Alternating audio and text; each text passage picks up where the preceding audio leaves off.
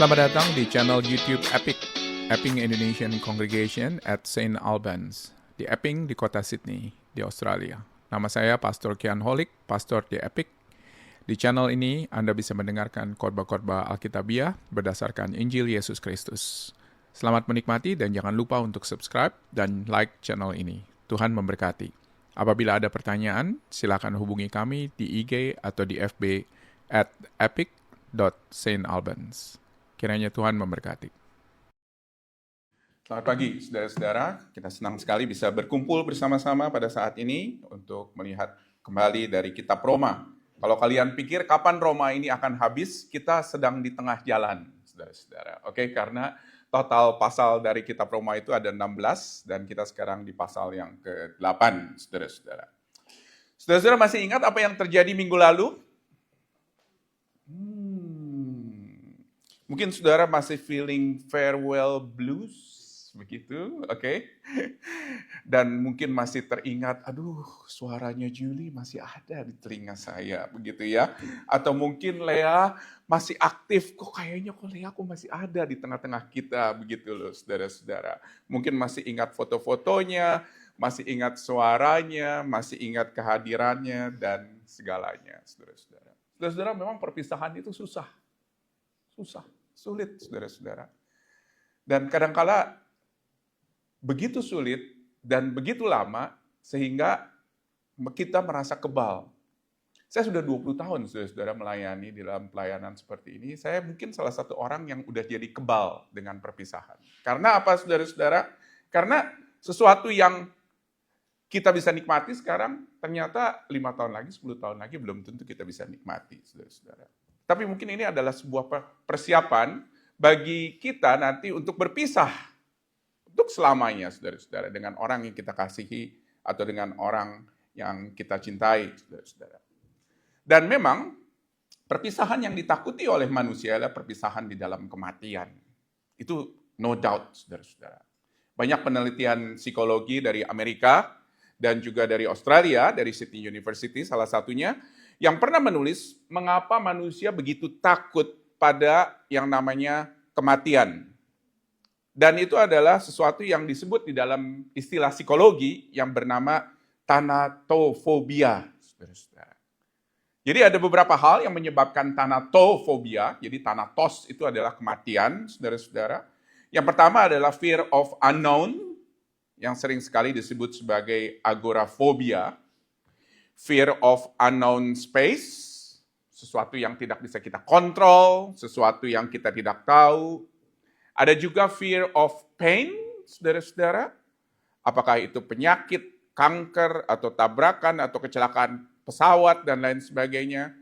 Ada term yang disebut di dalam istilah kesehatan itu sebagai hypochondria, yaitu fear of medical illness.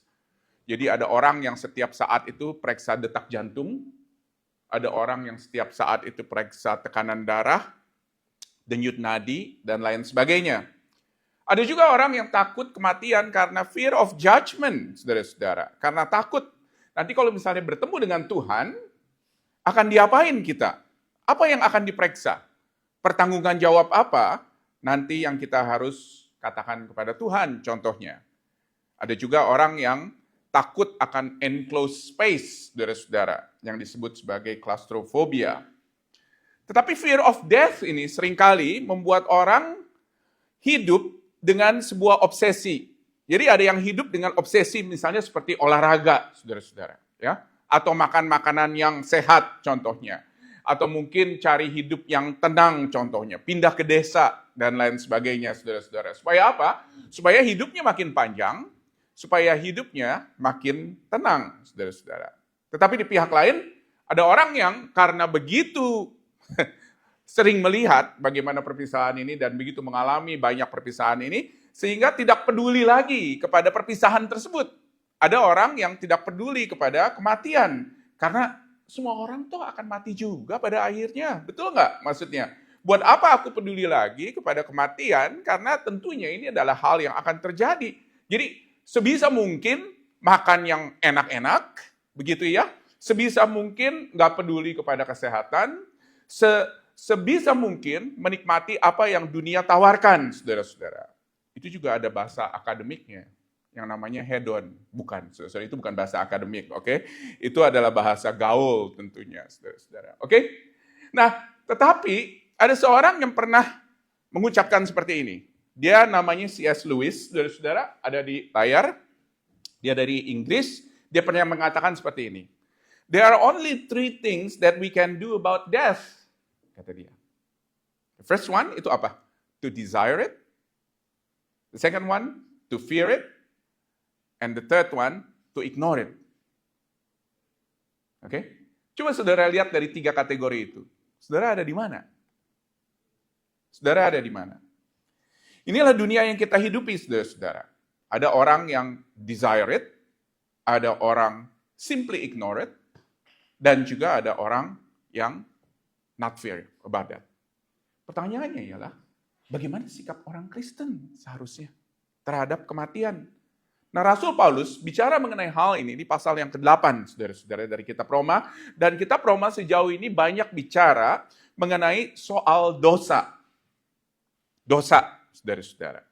Soal bagaimana dosa, bagaimana pemberontakan kita memisahkan kita dengan Allah. Allah yang menciptakan kita, Allah yang memiliki kita memberontak kepada Dia, dosa itu memisahkan kita dengan Allah. Dan apa yang Allah lakukan ketika kita terpisah dengan Dia, saudara-saudara, yang Allah lakukan ialah Dia mengirim Yesus Kristus untuk menyelamatkan kita dari efek dosa, dan menebus kita, dan membenarkan kita, dan membuat kita selamanya ada bersama dengan Allah.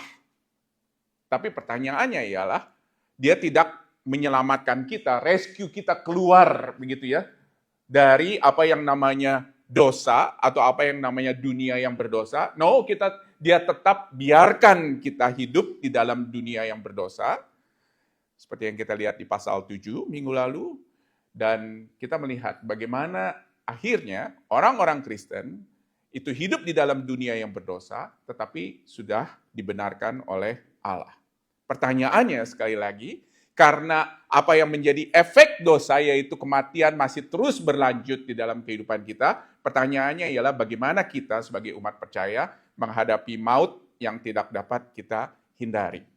Apa yang harus kita lakukan? Kalau kategorinya hanya ada 3, saudara-saudara, seperti yang tadi kita lihat, apakah itu desire it, apakah itu longing for it, ataukah itu simply ignore it, dan lain sebagainya, apa yang harus kita lakukan? Saudara-saudara, sebagai orang-orang pengikut Kristus, yang nantinya akan bertemu muka dengan Allah, dan apa yang harus kita lakukan sekarang ini, saudara-saudara? Pertanyaannya seperti itu.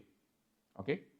Nah, mungkin kita akan melihat satu bagian daripada firman Tuhan ini, dan kita akan refleksikan bagaimana caranya kita hidup di dalam dunia yang berdosa. Kita tahu kita akan mati, tetapi kita juga tahu bahwa kita adalah orang-orang yang sudah diselamatkan. Mari kita tunduk sekali lagi di hadapan Tuhan, kita berdoa dan minta Tuhan yang boleh berbicara kepada kita. Terima kasih Bapa dalam surga, firman Tuhan yang tadi kami sudah baca, dan sebentar lagi kami akan renungkan, biarlah kiranya Engkau yang boleh ada di tengah-tengah kami. Yesus, firman yang hidup itu, boleh berbicara kepada kami pribadi lepas pribadi. Terima kasih ya Bapa, di dalam nama Yesus kami berdoa. Amin. Jadi ada beberapa hal yang Paulus bicarakan di pasal yang ke-8. Ada sebuah jaminan yang diberikan kepada kita sebagai orang yang percaya ketika kita menghadapi kematian. Yang pertama, saudara-saudara, jangan tutup dulu dari Roma pasal yang ke-8. Yang pertama ialah bagaimana kita sebagai orang percaya dijamin tidak dihukum. Perhatikan ayat 1 dan ayatnya yang kedua ada di layar. Demikianlah sekarang, tidak ada penghukuman bagi mereka yang ada di dalam Kristus Yesus. Roh yang telah memberi hidup, telah memerdekakan kamu dalam Kristus dari hukum dosa dan hukum maut. Jadi, walaupun kita masih hidup di dalam pergumulan dengan dosa, saudara-saudara, yang ada di dalam dunia ini, kita masih jatuh bangun di dalam dosa. Mungkin kita ada sebuah period di mana kita bahkan tidak pergi ke gereja, saudara-saudara. Atau mungkin ada sebuah period di mana kita sungguh-sungguh jauh dari Tuhan dan melakukan banyak dosa dan tidak mengakui dosa itu di hadapan Allah. kita adalah orang-orang yang tidak akan dihukum. Ketika kita percaya kepada Kristus Yesus sebagai Allah yang sejati dan juru selamat yang sejati. Dan ini mengobati apa? Fear of apa? Fear of judgment, saudara-saudara. Fear of judgment. Fear yang sangat ditakuti oleh manusia, ketakutan, kekhawatiran kalau misalnya nanti suatu ketika akan dihukum. Jadi ketika hukum Taurat, ingat ya, Paulus bicara mengenai hukum Taurat banyak sekali dari pasal 1 sampai pasal yang ke-7. Hukum Taurat itu membuat kita atau menuduh kita bersalah. Menuduh kita berdosa. Coba saudara bayangkan coba ya, salah satu saja daripada hukum Taurat. Misalnya contohnya, jangan berzina. Dan Yesus katakan dengan jelas, kalau misalnya kamu melihat lawan jenismu, oke, dengan menginginkannya, kamu sudah berzina, kata Yesus. Jadi zina itu bukan dengan tindakan, yang mana banyak dipercaya oleh agama lain, bahwa zina itu adalah dosa kalau misalnya kamu melakukan tindakannya, gitu loh. Tetapi Yesus justru mengambil sebuah step further bahwa apa? Bahwa zina itu kamu sudah jatuh ke dalam dosa zina itu karena kamu sudah melihat pun dan mengingininya. Siapa yang bisa escape, saudara-saudara, dari hal ini? Daripada kita? Nggak ada. Betul nggak? Nggak ada yang bisa escape daripada itu, saudara-saudara, daripada dosa mengingini orang lain atau mengingini lawan jenis, atau bahkan sesama jenis, mungkin sekarang ini, saudara-saudara. Oke? Semua orang bersalah, semua orang berdosa. Tapi Yesus Kristus membuat kita tidak bersalah. Dan luar biasa apa yang terjadi ketika kita datang nanti kepada Allah, saudara-saudara, ketika kita sudah mati, yaitu nanti di pengadilan Allah, Yesus Kristus yang akan datang dan menjadi pembela bagi kita, saudara-saudara. Dan yang luar biasa ialah dia bukan hanya membela kita sebagai seorang lawyer, tentunya seperti yang kita tahu sekarang ini, tetapi dia juga yang menanggung hukuman yang seharusnya ditimpakan kepada kita, saudara-saudara. Itu yang luar biasa. Jadi dia bukan hanya sebagai pembela kita, tetapi dia juga yang menanggung hukuman dari kita. Hukuman yang seharusnya ditimpakan kepada kita, ditimpakan kepada Yesus. Yang innocent sebetulnya. Jadi ini adalah sesuatu yang diberikan kepada kita, yaitu sebuah keyakinan. Keyakinan bahwa kita tidak akan dihukum. Dan ini hanya diberikan kepada mereka yang sungguh-sungguh ada di dalam Kristus Yesus, yang percaya kepada Dia, yang tahu kalau misalnya hidupnya itu sebetulnya tidak lagi bersalah, tidak lagi guilty. Karena apa? Karena kesalahan kita telah ditimpakan kepada Yesus. Itu jaminan yang pertama yang Paulus ingin bicarakan di pasal 8. Jaminan yang kedua ialah dijamin akan selalu bersama dengan Yesus. Nah, sebetulnya Paulus sudah berbicara beberapa kali mengenai hal ini. Contohnya di pasal yang kelima, ya. Di pasal yang kelima ayat 19 ada di layar. Dikatakan, jadi sama seperti ketidaktaatan satu orang, semua orang telah menjadi berdosa. Demikian pula oleh ketaatan satu orang, semua orang menjadi orang benar. Jadi kata Paulus begini, Adam membuat kita berdosa karena satu orang kan, betul ya? Karena nila setitik gitu, rusak susu sebelah enggak, saudara-saudara, oke? Jadinya sekali lagi itu karena apa? Karena kesalahan satu orang, semuanya boleh dikatakan menjadi bersalah. Tetapi ketika Yesus datang, kata Paulus apa? Karena ketaatan satu orang, yaitu Yesus, itulah yang membuat kita pada akhirnya dibenarkan juga dan kita menjadi percaya kepada Dia, saudara-saudara. Jadi ketika kita percaya kepada Yesus, maka dosa kita itu ditimpakan pada Yesus. Yesus yang innocent, yang tidak bersalah, menjadi bersalah karena kita. Dan kekudusan Yesus, yang kita tahu adalah kekudusan yang sempurna, itu menjadi kekudusan kita, saudara-saudara, di hadapan Allah. Dan kehidupan kita menjadi kehidupan yang dibenarkan. Dan bukan hanya dibenarkan pada saat ini, tetapi juga dibenarkan nanti setelah kita mati, saudara-saudara. Setelah kita mati. Kita bersyukur sekali, saudara-saudara, karena tidak ada kekhawatiran lagi. Tidak ada ketakutan lagi akan penghukuman setelah kita mati. Perhatikan ayat 3, saudara-saudara, dari Roma 8.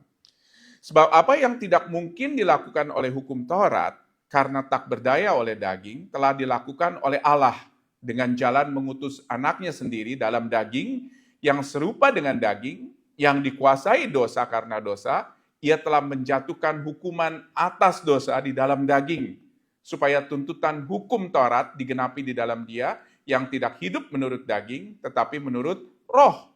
Perhatikan saudara-saudara kata-katanya di sini. Tuntutan hukum Taurat. Apa maksudnya? Maksudnya ialah hukum Taurat menuntut kepada kita untuk bisa melakukan semuanya ini 100%. Dan kita tahu kita tidak bisa melakukannya 100%. Tetapi yang Allah lakukan ialah Allah memberikan solusi dengan mengutus anaknya Yesus Kristus yang sempurna menjadi serupa dengan manusia dan menjatuhkan hukuman yang kita lakukan, yang seharusnya kita lakukan dan yang seharusnya kita emban, saudara-saudara, menjatuhkan hukuman yang seharusnya kita emban atas Dia. Karena kita gagal semuanya menjalani hukum Taurat. Sehingga kata Rasul Paulus apa? Tidak ada lagi tuntutan oleh hukum Taurat. Sama sekali tidak ada. Oleh karena Kristus telah mengembannya bagi kita. Jadi fear of judgment atau kekhawatiran mengenai penghakiman ini akan hilang ketika kita ada di dalam Kristus Yesus. Akan hilang, saudara-saudara. Kita tidak perlu takut lagi kalau kita nanti suatu waktu atau ada satu detik kita tidak mentaati hukum Allah. Kita tidak perlu takut lagi karena Kristus yang sempurna itu telah mati bagi kita di atas kayu salib dan menyelamatkan kita, menebus dan menyelamatkan kita. Dan ini adalah sebuah perbedaan yang sangat-sangat mencolok sekali antara kekristenan dengan agama lain, saudara-saudara. Di mana agama lain menekankan apa yang disebut sebagai performance-based religion. Jadi, kalau misalnya kamu adalah seorang muslim contohnya, oke, kamu akan dihitung, dilihat dengan performance kamu. Dengan performance kamu seperti apa. Apakah kamu melakukan puasa dengan setia? Apakah kamu memberikan zakat dengan setia? Apakah kamu juga pergi ke Mekah dan lain sebagainya, saudara-saudara? Demikian juga dengan agama Buddha. Demikian juga dengan aliran sesat Kristen, Mormon, Saksi Yehova, dan lain sebagainya, saudara-saudara. Mereka punya list of things to do. Harus ini, harus itu, harus demikian, dan harus yang itu, harus ini, dan harus berapa kali di dalam satu minggu, dan sebagainya, saudara-saudara. Supaya apa? Supaya nanti kalau ketemu dengan Allah, kita nggak dihukum. Begitu loh. Si Allah, lihat nih, this is the list of things that I've done, dan kamu bisa bandingin dengan the list of things yang sebetulnya dilarang olehmu. Kita yang ada di dalam Kristus, kita bebas untuk mentaati Allah, karena kita hidup dengan ucapan syukur dan kasih, saudara-saudara. Meresponi kasih Allah itu bukan dengan ketakutan, kalau misalnya kita akan dihukum, tetapi dengan ucapan syukur, saudara-saudara, karena kita adalah sebetulnya orang-orang yang layak dihukum, tetapi Allah tidak menghukum kita. Puji Tuhan, saudara-saudara. Ada sebuah jaminan yang diberikan akan selalu bersama dengan Yesus. Yang ketiga, ada jaminan kalau kita akan memiliki tubuh kebangkitan. Perhatikan ayat 10. Tetapi jika Kristus ada di dalam kamu, maka tubuh memang mati karena dosa, tetapi roh adalah kehidupan oleh karena kebenaran. Dan jika roh Dia yang telah membangkitkan Yesus dari antara orang mati diam di dalam kamu, maka Ia yang telah membangkitkan Kristus Yesus dari antara orang mati akan menghidupkan juga tubuhmu yang fana itu oleh rohnya yang diam di dalam kamu. Saudara-saudara. Saudara-saudara, kita hidup di dalam dunia sekular yang mengajarkan mengenai nihilisme atau kehampaan ketika kita nanti mati atau kekosongan, saudara-saudara. Kita sebagai pengikut Kristus diajarkan sesuatu yang berbeda dengan apa yang diajarkan oleh sekularisme. Bahwa kita sebagai pengikut Kristus, kita tahu, saudara-saudara, bahwa roh yang tinggal di dalam kita sekarang, yang sekarang ini loh, tinggal ada di dalam kita ketika kita percaya kepada Yesus Kristus. Roh yang sama itu juga yang akan membuat kita hidup sesuai dengan keinginan Allah dan mau menyenangkan Allah. Dan roh yang sama itu juga, saudara-saudara, adalah roh yang akan mentransformasi tubuh kita. Apakah itu hancur karena mungkin dimakan binatang atau dimakan benda-benda atau mungkin makhluk-makhluk yang lain, saudara-saudara, yang ada di dalam tanah, ataupun hancur karena kremasi. Roh itu, saudara-saudara, akan mentransformasi tubuh kita yang rusak setelah mati dan mengubahnya menjadi tubuh kebangkitan. Roh yang sama loh, saudara-saudara. Roh yang sama. Jadi roh yang sama yang ada di dalam kita sekarang akan membangkitkan kita dari kematian. Dan roh yang sama itu juga yang telah membangkitkan Yesus dari kematian. Ini adalah sesuatu yang luar biasa. Jadi ada sebuah down payment, yaitu kehadiran roh yang diberikan kepada kita pada saat ini, saudara-saudara, yang akan membuat kita nanti, tubuh kita ditransformasi di dalam tubuh kemuliaan. Seperti Yesus telah dibangkitkan dari kematian, kita juga akan dibangkitkan bersama-sama dengan Dia. Dan itu adalah karya daripada roh yang sama, saudara-saudara. Roh yang tinggal di dalam kita adalah roh yang sama juga yang akan membangkitkan kita dari kematian, dan roh yang sama yang telah membangkitkan Yesus dari kematian. Dan ini adalah sebuah kabar baik yang sangat luar biasa. Kabar baik yang sangat luar biasa, khususnya bagi mereka yang mengalami di dalam kehidupan ini mengalami yang disebut sebagai chronic illness atau terminal illness atau chronic pain bahkan, saudara-saudara. Bahwa ada sebuah pengharapan suatu ketika nanti, saudara-saudara, bahwa semua ini akan hilang dan akan digantikan dengan tubuh kemuliaan yang baru. Dan kebangkitan Yesus, saudara-saudara, dari kematian itu adalah kebangkitan yang telah memberikan kepada kita down payment. Oke? Dan Yesus yang telah dibangkitkan di dalam tubuh kemuliaan oleh roh yang sama itu juga yang tinggal di dalam kita, dan roh yang sama itu juga yang nanti akan mentransformasi hidup kita. Itu yang ketiga. Kita dijamin, saudara-saudara, yang ketiga bahwa kita akan memiliki tubuh kebangkitan. Yang keempat, saudara-saudara, kita dijamin untuk tetap menjadi anaknya. Perhatikan ayat 13. Sebab jika kamu hidup menurut daging, kamu akan mati. Tetapi jika oleh roh kamu mematikan perbuatan-perbuatan tubuhmu, kamu akan hidup. Semua orang yang dipimpin roh adalah anak Allah. Sebab kamu tidak menerima roh perbudakan yang membuat kamu menjadi takut lagi. Tetapi kamu telah menerima roh yang menjadikan kamu anak Allah. Oleh roh itu kita berseru, ya Bapa, ya Aba, ya Bapa. Roh itu bersaksi bersama-sama dengan roh kita bahwa kita adalah anak-anak Allah. Luar biasa ya. Jadi kita ini adalah kita orang-orang yang diadopsi, boleh dikatakan, oleh Allah. Dari apa, saudara-saudara? Dari perbudakan. Sebagai anak Allah, kita diangkat sebagai anak Allah ketika kita percaya kepada Yesus. Maka hal ini pun, saudara-saudara, itu dijamin bahwa kita tetap menjadi anaknya, bahkan ketika kita menghadapi kematian. Luar biasa, saudara-saudara. Kalau misalnya saudara bandingkan dengan proses adopsi yang ada di dalam dunia ini, begitu ya.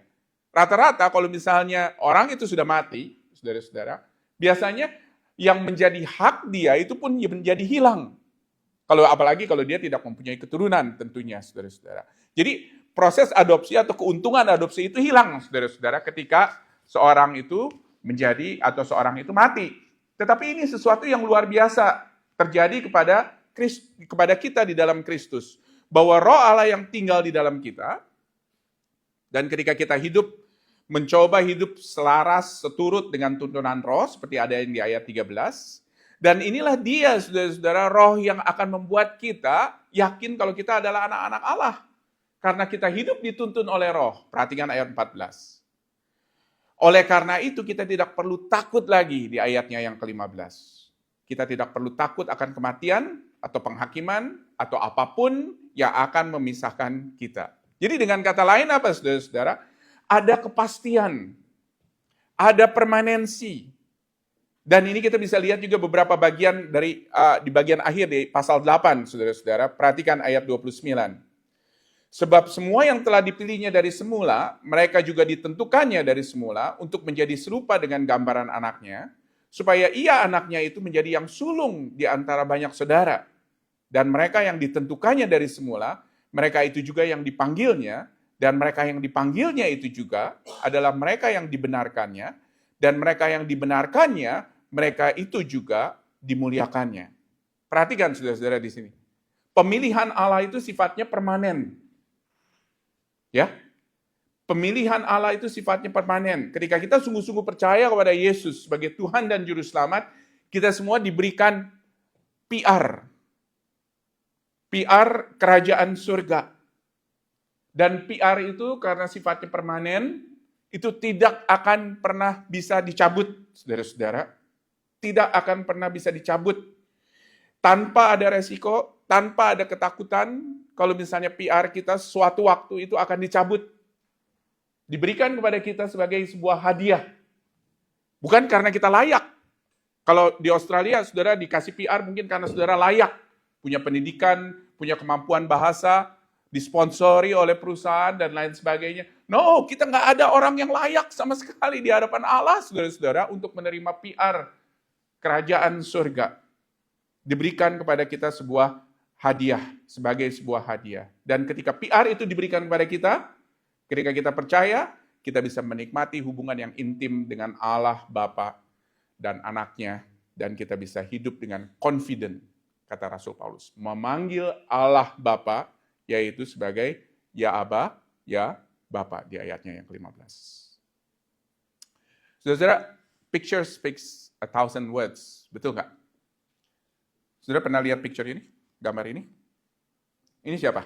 Presiden Amerika siapa? JFK, betul, John F. Kennedy.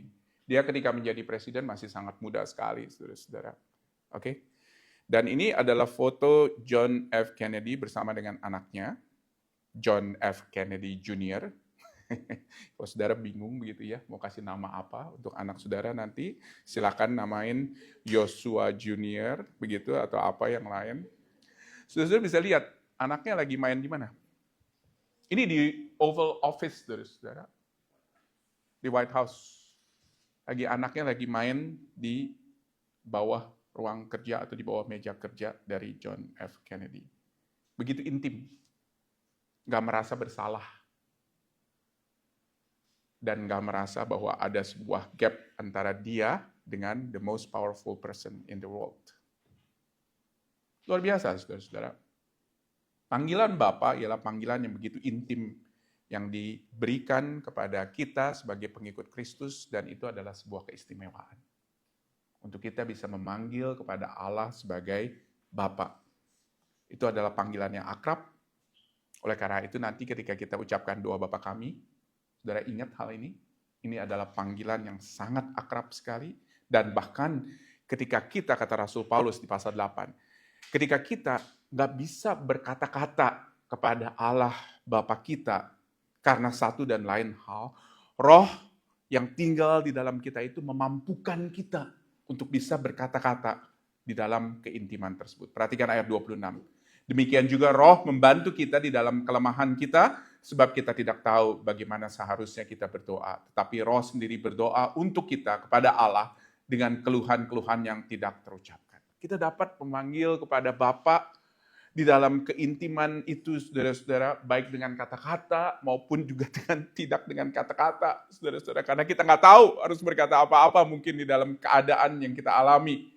Sebuah panggilan yang bukan hanya ketika kita hidup, kita bisa panggil, tetapi juga ketika kita mati, nanti kita akan tetap memanggil dia. Status kita sebagai anak yang diadopsi itu nggak hilang. Kita akan tetap bisa memanggil dia, saudara-saudara, sebagai Bapa. Karena ada sebuah jaminan bahwa kita akan terus menjadi anak-anaknya. Puji Tuhan, saudara-saudara. Yang kelima, yang terakhir, kita dijamin akan mengalami kemuliaan Allah. Dan ini sekali lagi mengalahkan gambaran yang membuat kita takut menghadapi kematian, karena banyak orang katakan apa? Di dalam kematian kita akan mengalami sebuah keheningan, kekosongan, kehampaan, saudara-saudara.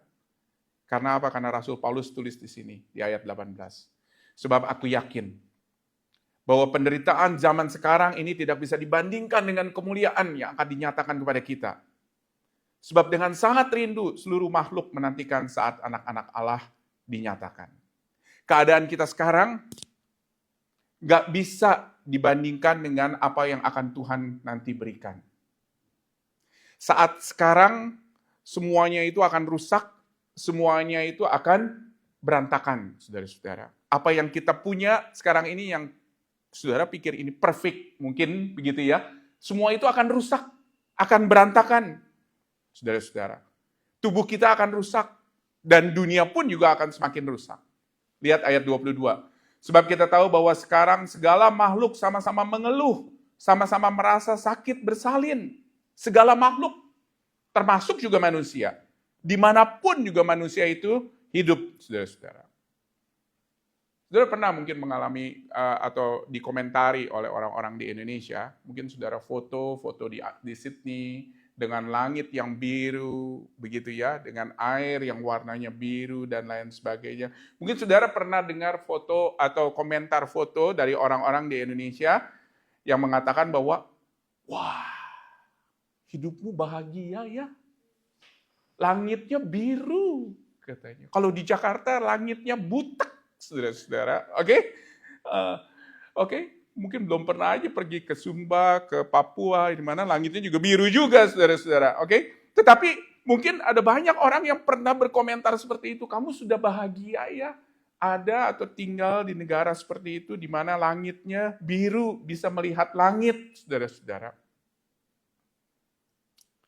Walaupun kita lebih bahagia mungkin di sini dibandingkan di Indonesia dalam hal tersebut, tetapi ini nggak bisa membandingkan dengan future glory that we are about to receive. Ketika kita nanti akan bertemu dengan Allah. Itu akan jauh lebih mulia lagi. Akan jauh lebih bagus lagi, saudara-saudara. Dan kita akan nikmati bersama-sama kemuliaan Allah tersebut. Allah akan memperbaharui semuanya, dan dia juga akan memperbaharui kita, anak-anaknya, saudara-saudara. Yang dulu punya tubuh berdosa, nggak berdosa lagi. Oke? Yang sekarang punya tubuh yang mungkin ada sel-sel kanker, nanti tidak ada lagi, saudara-saudara. Jadi terus terang, pendeta nggak ada kerjaan nanti di sana, saudara-saudara. Dokter nggak ada kerjaan, psikolog nggak ada kerjaan, saudara-saudara, nanti di surga. Karena apa? Karena tubuh kita nggak memerlukan hal tersebut, saudara-saudara. Aneh ya? Kita semua akan tinggal di dalam tubuh kemuliaan. Dan karena kita memiliki roh yang tinggal di dalam kita pada saat ini, maka berkali-kali seperti yang saya tadi sudah katakan, bahwa kita sudah diberikan DP, down payment, oleh Allah atas apa yang akan terjadi, saudara-saudara. Kalau saudara pergi ke restoran full course, saudara akan diberikan makanan antre pembuka. Kalau orang Indonesia nggak tahu antre, saudara-saudara, rata-rata langsung to the point, gitu ya. Makanan yang intinya, saudara-saudara. Oke, mungkin ada makanan pembuka atau antre, saudara-saudara. Kalau kita makan full course seperti ini, dan makanan ini apa sih tujuannya sih dari antre ini, saudara-saudara? Apa sih tujuannya? Antre ini untuk makanan yang membuat lidah kita kepingin makan makanan utamanya. Maksudnya seperti itu, saudara-saudara. Jadi, antre ini ketika dimakan oleh kita, itu membuat kita siap untuk kita makan makanan utama nanti. Demikian juga dengan roh yang tinggal di dalam kita. Roh itu membuat kita siap nanti. Untuk kita pada akhirnya ada di dalam sebuah keadaan di mana kita akan menikmati kemuliaan tersebut, saudara-saudara. Nah, bagaimana caranya? Bagaimana caranya? Salah satunya, saudara-saudara, yang bisa kita lakukan di dalam kehidupan kita sekarang ini ialah dengan kita menikmati komunitas Kristen di mana kita tinggal, saudara-saudara. Ini adalah antre, saya katakan, kepada kemuliaan, kepada kekekalan. Dan oleh karena itu, salah satu yang sangat penting sekali, yang kita tekankan berkali-kali di dalam pertumbuhan kita di dalam Kristus yang ada di dalam gereja kita di saat ini, saudara-saudara, ketika kita masih hidup di dalam dunia berdosa, ialah memiliki orang-orang yang berjalan bersama-sama dengan kita. Oke? Orang-orang yang berjalan bersama-sama dengan kita.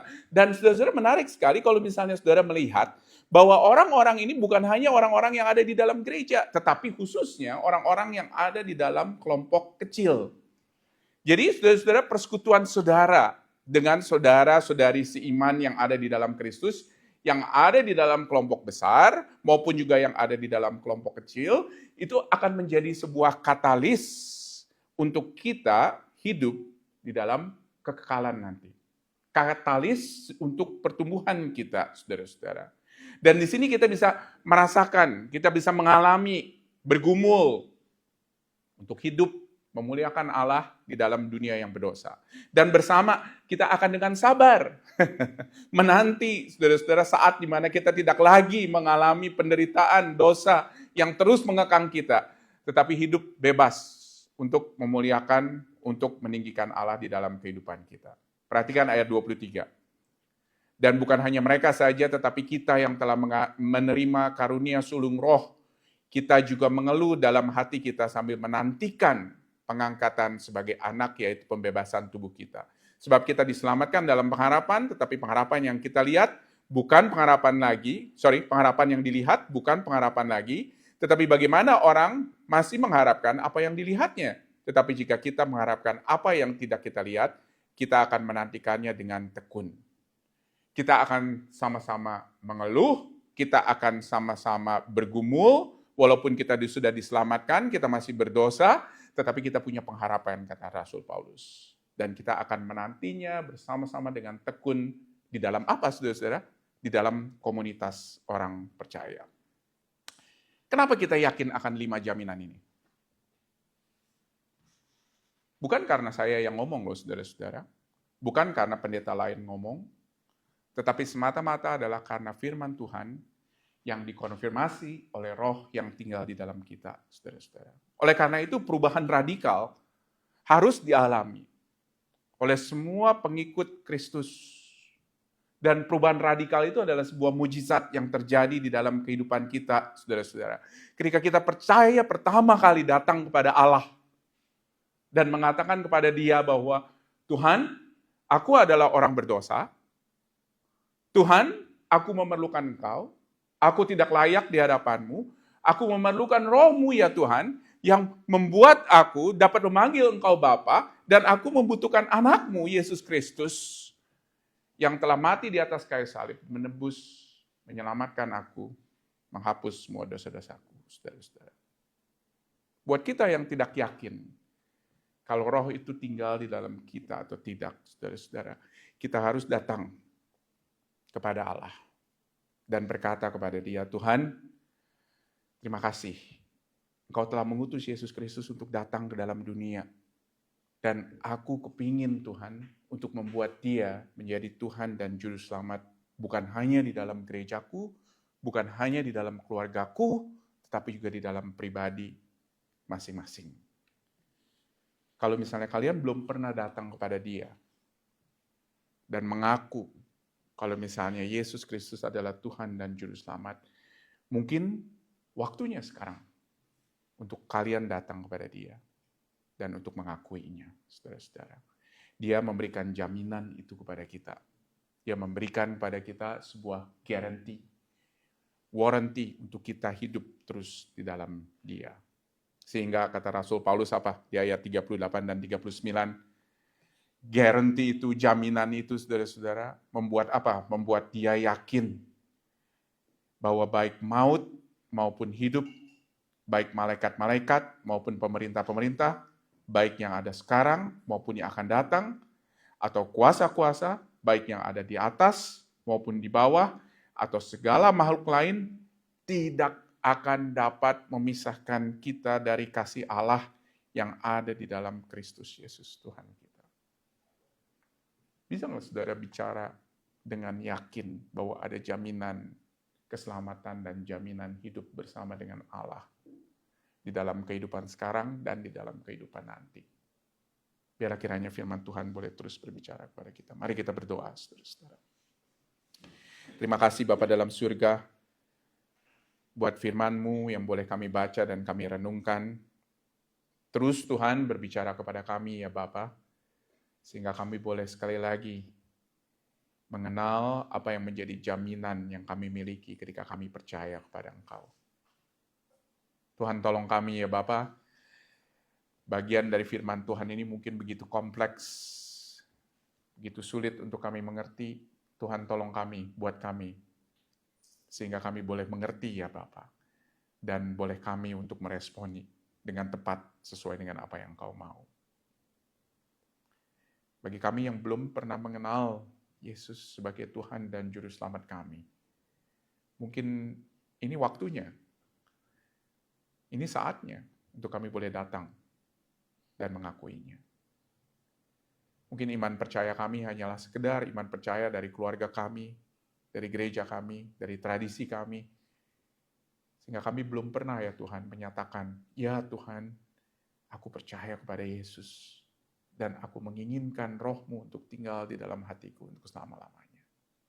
Tuhan tolong ya Bapa, biarlah kiranya Engkau boleh memberikan waktu itu juga kepada kami, untuk kami boleh mengakuinya dan boleh menyatakannya di hadapan Engkau.